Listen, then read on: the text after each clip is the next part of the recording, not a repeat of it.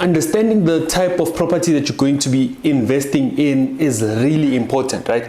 And the reason why I say that understanding the type of property that you'd be investing in is important is because this needs to align directly with your goals. Now, with goals, we all have different goals. Now, Muna, there was someone that was saying that, guys, you know what? No, I don't prefer working with tenants. Yeah. Actually, I don't like working, the human interaction with people. I do not feel comfortable with that. And now I got to understand that when someone says that passive income, it doesn't actually appeal to everybody. Okay. So someone might say that, okay guys, I've mapped out my life. Now, if I'm going to be living until 100 years, we need to reverse engineer how we're actually going to be going where we want to be, right? So now say, for example, if we are saying that, no guys, you know what, for the rest of my life, if I'm able to actually earn like 20,000 on a monthly basis, on an annual basis, how much is that? Now, if I say 20,000 multiplied by 12, we are sitting on a whopping 240,000. Yeah. If I'm saying on an annual basis, I want to be earning 240,000, which is 20,000 on a monthly basis. This money needs to be coming through from our interest, right? Now, if you look at the current interest rates and how much people are actually getting, you're looking at anything between 3% to around 6%, right? Now, if I'm saying that 240,000, please bear with me, guys. This is going to make sense at the end, right? When I have actually tied everything.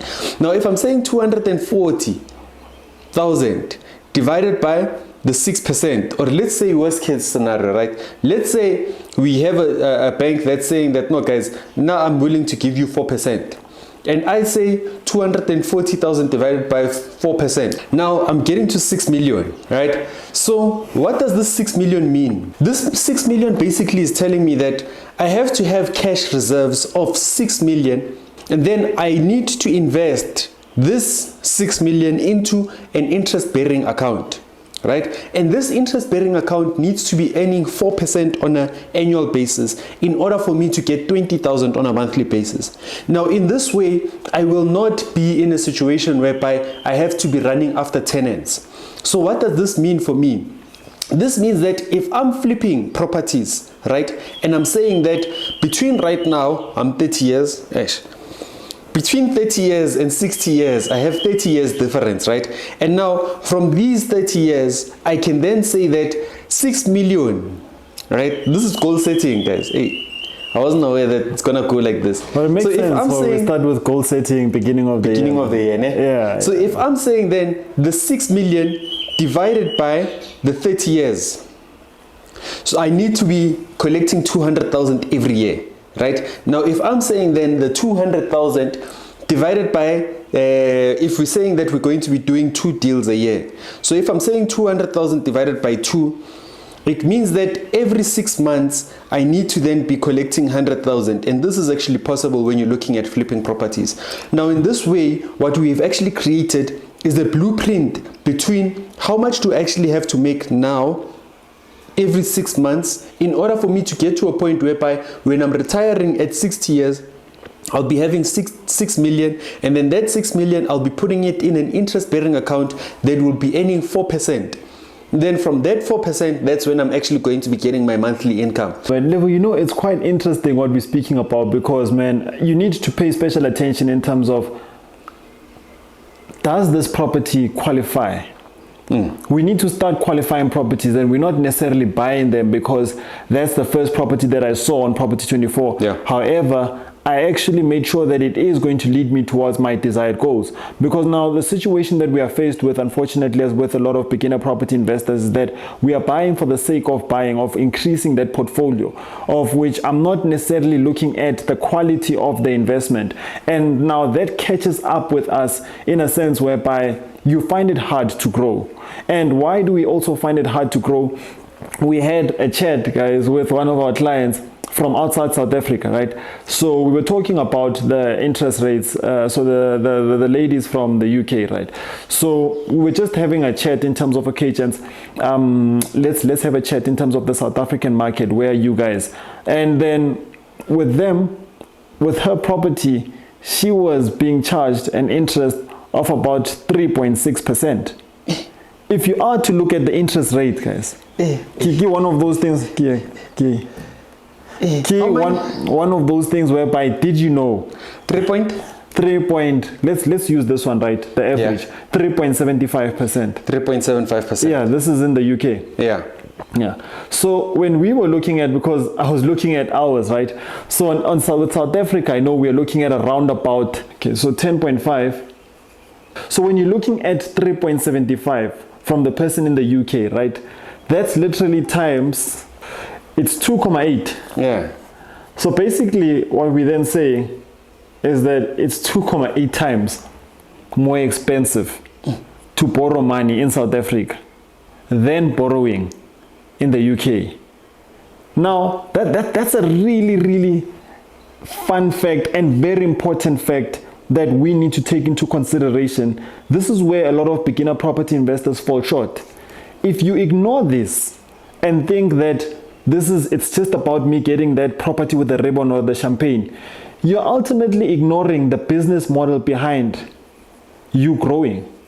Because remember, this is how much we are being charged. So how can this is the danger zone, guys. As a beginner property investor, how can I invest in a property whereby I don't know the interest rate that I'll be charged? I don't know the interest that I will be getting based on how much I put in the property. That's a reality that we're seeing when we're having our workshops, when we're having these engagements with people like, guys, let's have a real conversation that should you really invest in property? And unfortunately, property investing is not for everyone. Unfortunately, property investing is not for everyone, because that's where you find yourself in a situation whereby you've got 3 properties, but if you're kind of looking at the direction of where is it going, are you going forward or not, you don't have an idea. So now, to put context on this, right, what I did is a quick calculation in terms of if we are buying a property that's worth 1 million, right, 1 million rents, and now we're looking at the interest rates, right, between the one that it would be go UK and what we're actually getting right now. And right now, guys, this is just for example purposes, right, because I do also understand that the properties in the UK are really crazy expensive, especially when you also come to attorney fees. Those are also expensive. But now we're just looking at how the interest rates actually affect this interest rates element, how the interest rates actually affect the property prices in South Africa, right? So now we are saying that in South Africa we're actually at 10.25%, looking at the prime lending rate, right? And then in the UK they are looking at 3.75. Now if you compare the two and say that we are buying a property that's worth 1 million at 10.25 on a monthly basis, we are going to be paying around 9,816. So that's 9,816, right? Now, if we go to the UK's case and we are saying that the interest rates are sitting at 3.75%, now that ultimately means that on a monthly basis, I'd be paying 5,929. Now, let's drive it back home again. So the difference there, right? Yeah. The difference when you're looking, because I want to actually dig deeper into this, right? Yeah. If I'm looking at the difference between the two on this property, right? Okay. Is that you would then say the 9,816 minus 5,929. Okay. Yeah. Now we're sitting at a difference of 3,887. So the difference between what someone would be paying in interest from a country whereby the interest rate is sitting at 3.75 and in a country whereby they're sitting at 10.25, then we see that on that other country they are paying actually 3,887. Rounded off, we could say safely 4,000 on a monthly basis that you would be saving if you had bought your property that side. No, with that interest. With the interest. So where I'm going with this, guys, is that we need to pay attention in terms of, do not apply for a house. Because now I'm sure you guys are asking yourself, okay, I get what you're saying, but should we go invest in the UK? Yeah, should we go invest in the UK? I mean, we're here. Yeah. So where I'm going with this is that we shouldn't apply with a minimum score.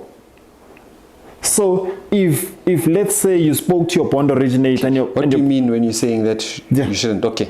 So we're talking about your credit score, right? Yeah. So let's say you went to your bond originator and your bond originator was like, you know what, I've done so many applications and I think if you can just get your score to 500, that's the perfect score, right?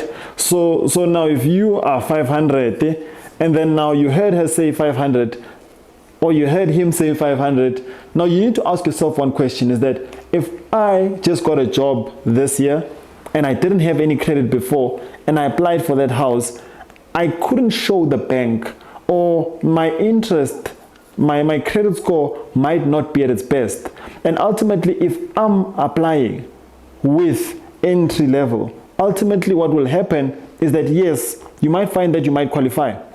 But now let's also look at it long term. What does this mean for you? You might find out that they might want a deposit, a bigger deposit. Number two, on top of that, is that you might find out that, going back to what we just spoke about right now, is that your interest might be higher because you didn't work on your interest. There was more of, I got that job that I always wanted, so now I want to buy that house. So yes, you find out that the intent, which is to invest into property, was good. You find out that yes, you even probably negotiated a bit lower, but now at the end of the day, when you're looking at the interest rate that you are paying on, that's where we are being chowed. So we need to be aware of these things when it comes to us as beginners in terms of our point of entry. You've heard this, that you make money when you buy. Literally, with this example that we just made right now, it's clear that there's people that are buying at the wrong stage, and hence now you might even find in the same neighborhood somebody's making more money than the other with the same number of bedrooms, even with the same amount of rental income.